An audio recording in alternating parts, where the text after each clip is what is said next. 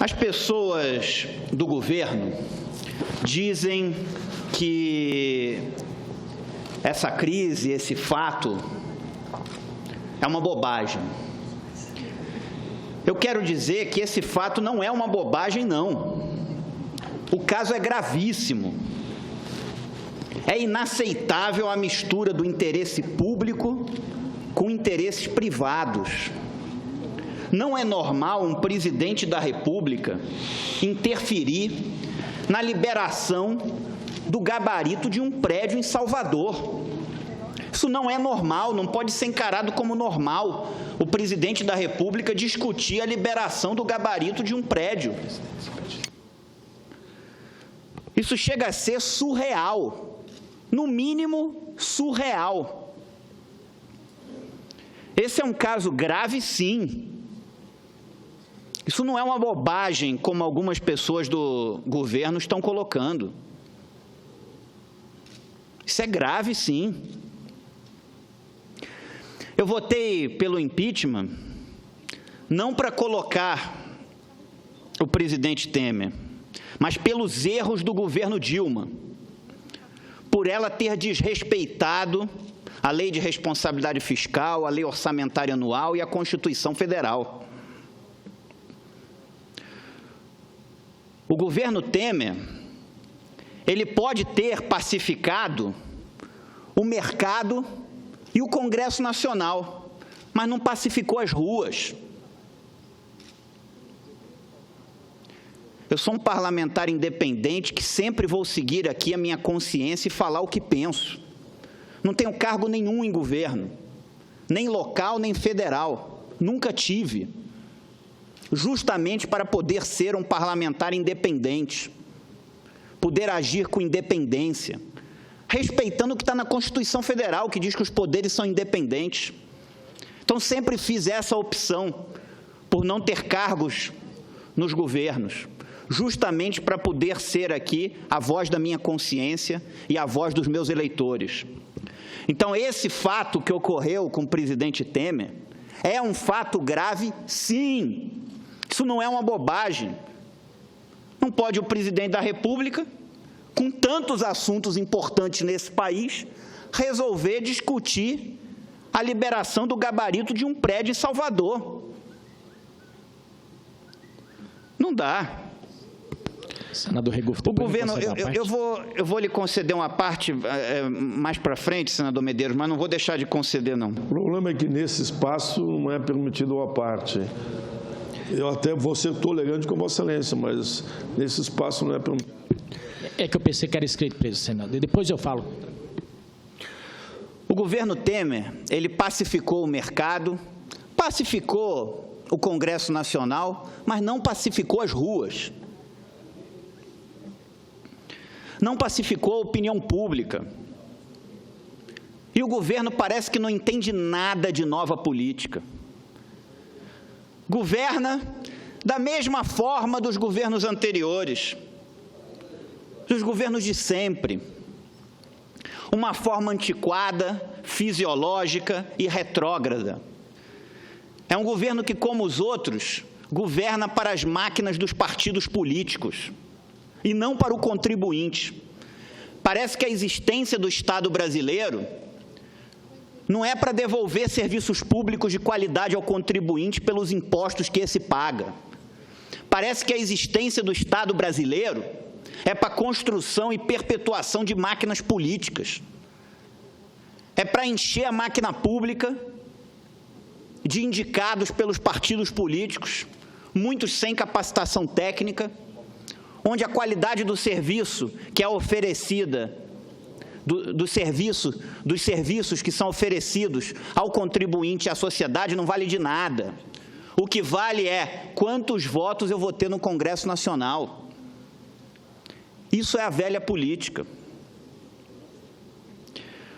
O governo está, como os governos anteriores, loteando a esplanada e os ministérios com a máquina dos partidos políticos. Fisiologismo hoje mudou de nome. Ele agora atende pelo nome de governabilidade. um toma lá da cá, e, nesse caso, o interesse público se confundindo com interesses privados, o que é absolutamente inaceitável. Não dá para aceitar. Mudou o governo, mas mudou só os partidos que ocupam os ministérios, e alguns continuam os mesmos. Mas a mesma forma de administração pública, a mesma relação com o Congresso, o governo dos amigos, do compadrio. É preciso pensar no país. Ainda é tempo para o atual governo pensar no país. Agora é preciso pensar nas pessoas que sustentam esse governo com seus impostos, e não em agradar simplesmente políticos e partidos políticos, distribuindo nacos do Estado por eles. Ou ele faz isso, ou ele pode até acabar o governo, mas vai acabar o governo com a indisposição das ruas, que não aceitam mais esse tipo de administração pública, esse tipo de governo. Ainda é tempo para governar para a sociedade, mas tem que querer, tem que ter disposição. É preciso reduzir o número de ministérios, de cargos comissionados, de terceirizados, que hoje viraram uma forma de cargos comissionados camuflados, de diárias e passagens que se gastam um absurdo nesse governo, voos da FAB de ministros o tempo todo, toda semana, todo final de semana, carros oficiais a rodo. O governo tem que dar o exemplo de cima, porque senão vai virar uma bagunça. Qual é o exemplo que vai ficar para um servidor ali embaixo se ele vê o presidente interferindo numa disputa de liberação do gabarito de um prédio em Salvador?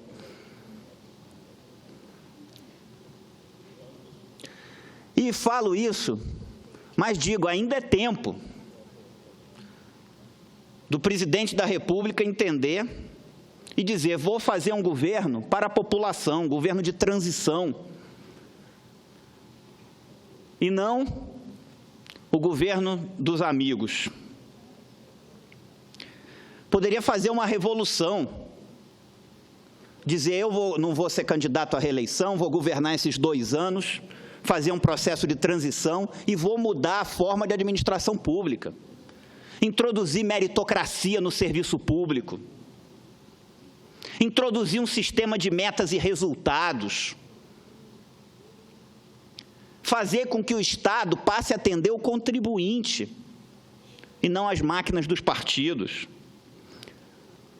propor uma reforma política real, verdadeira, que mude esse sistema político que a gente tem, que muitas vezes não elege os melhores, elege quem tem mais para gastar.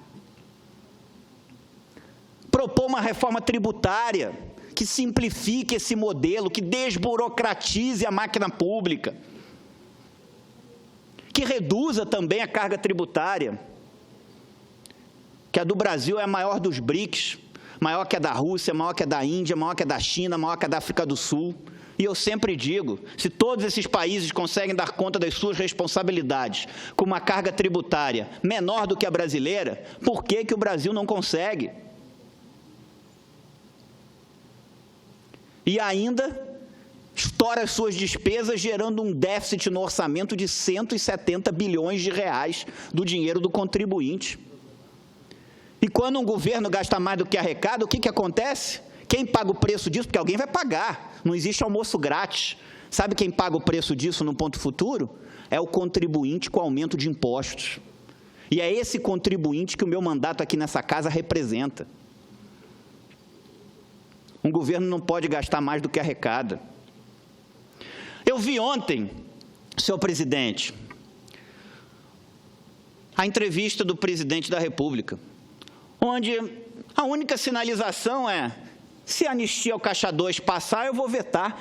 Isso é o mínimo, isso é algo tão óbvio, algo tão, devia ser tão claro, que não devia nem precisar ser dito.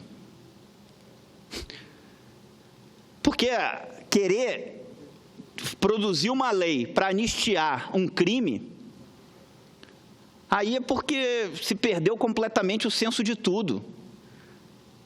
Falei sobre isso em diversos pronunciamentos meus aqui nessa casa, sobre essa questão da anistia ao Caixa 2. Isso é um tapa na cara do cidadão honesto desse país. Então isso é correto, não deixar passar a anistia ao Caixa 2, mas é muito pouco. É muito pouco. Precisa de muito mais. Precisa de mudar a estrutura política desse país, mudar a forma de administração pública, mudar essa máquina que a gente tem para quem ela serve, a quem ela atende,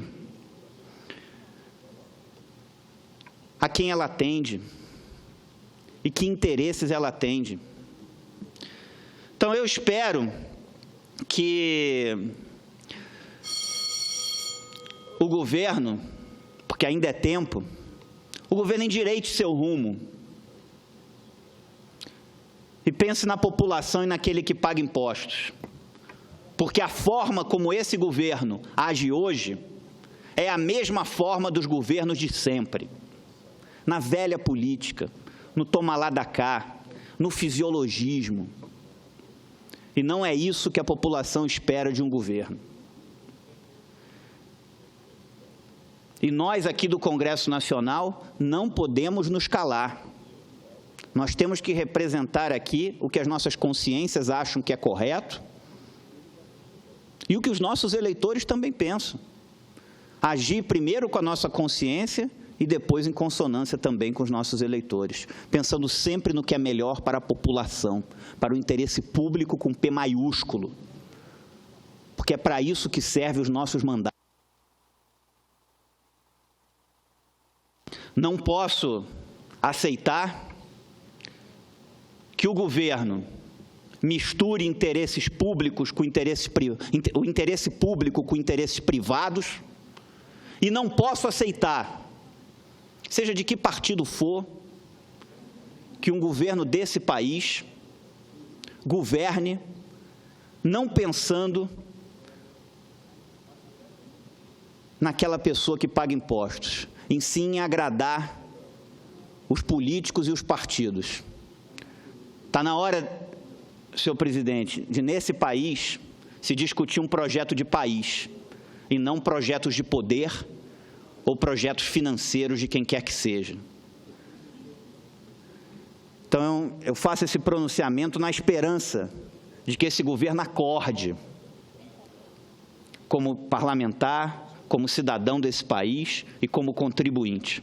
Porque o que a população espera desse governo não é isso que está aí. Muito obrigado.